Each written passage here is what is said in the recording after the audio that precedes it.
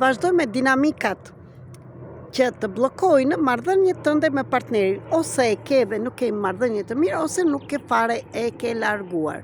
Dhe ku je i përkushtuar ti në familjen tënde ose në paraardhësit e tu, në mënyrën si silleshin prindët e tu, shikoje në marrëdhënien tënde. Vazhdoj me dinamikën 16, 17, 18 dhe shiko dhe videot e tjera që të shikosh, mos je pjesë e këtyre dinamikave.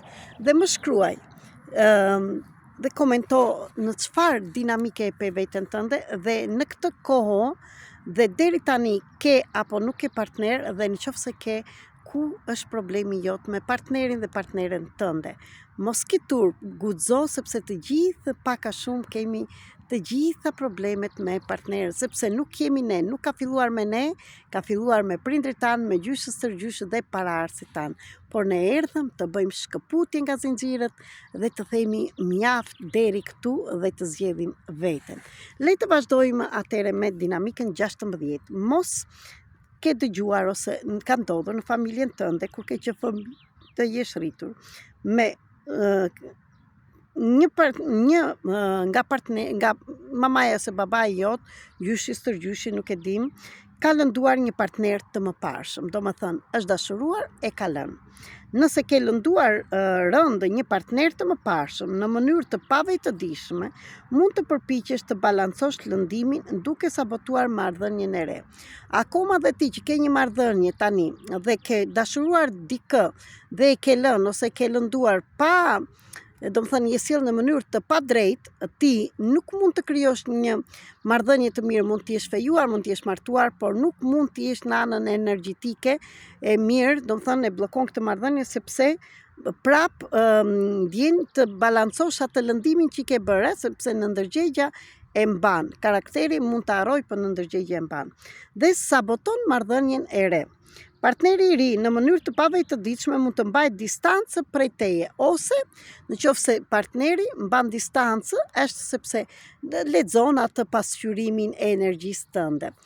Nëse je person që e ndjen që partneri ka distancë, ose ti sillesh në mënyrë që lëndon tjetrin, sepse të kujtohet që ke lënduar dikë më parë, kjo do të thotë që problemi është këtu dhe mund ta zgjidhim me sistemin përfaqësik transformues në terapi private ose në grupe. Më shkruani nëse keni këtë dinamik.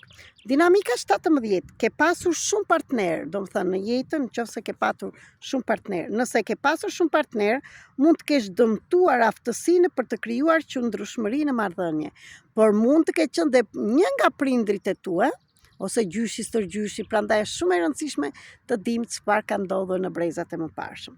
Ndarjet mund të bëhen më të lehta dhe marrëdhëniet mund të humbasin rëndësinë e tyre.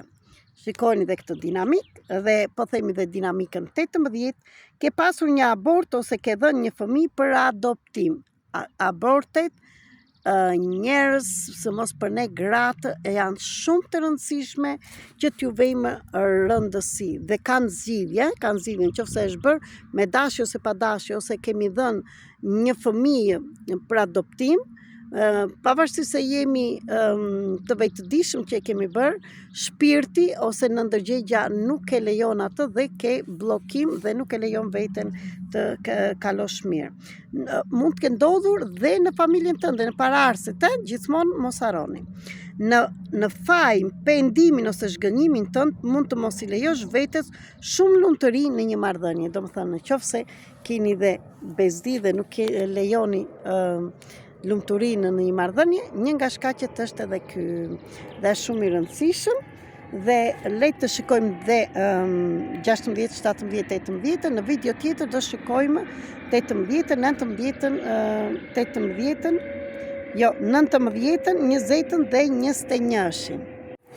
Për më tepër për veten tuaj dhe për të më ndihmuar mua dhe tërë njerëzimin, dua të më shkruani, të komentoni në çfarë gjendje ndodhet tani marrëdhënia juaj me partnerin dhe me partneren, dhe në të njëjtën kohë do isha shumë mirë njoh se në qoftë se do të shpërndani këto videot, do regjistroheshet këtu në TikTok dhe në YouTube tek Flutra me Fat 333 dhe jo vetëm regjistrimi për videot e tjera, por të komentojmë që të ngrihet edhe videoa, edhe në të njëjtën kohë që të kuptoj që së shpejti, çfarë grupi Zoom të bëjmë së shpejti që të bëjmë zgjidhjen e të gjithave këtyre dinamikave. A do të interesonte kjo? Më shkruaj. Më shkruaj në WhatsApp, në Viber dhe në Telegram tek telefoni 0030 699 321 46 37.